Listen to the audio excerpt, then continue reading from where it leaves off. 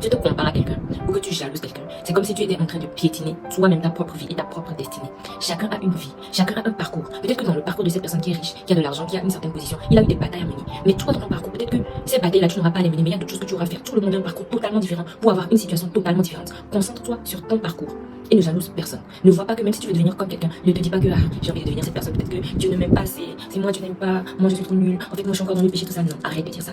Mets-toi dans la tête que tu es aimé de Dieu. Tu sais, Dieu ne t'aime pas par rapport à ce que tu aimes maintenant. Toutes ces personnes que tu vois, elles sont grandes. C'est pas parce qu'elles sont devenues de grandes personnalités que tu les aimes. Dieu les aimait même quand ils étaient dans la boue. Dieu t'aime toi, même maintenant quand tu es dans le péché, tu es dans la boue, tu procrastines. Même quand tu n'es pas encore ce que tu dois devenir, Dieu t'aime. Dieu t'aime parce que lui sait déjà ce que tu es. Au fond de toi, il a mis quelque chose. Au fond de toi, il a mis une puissance, il a mis une grandeur. Concentre-toi sur ce que Dieu a mis en toi.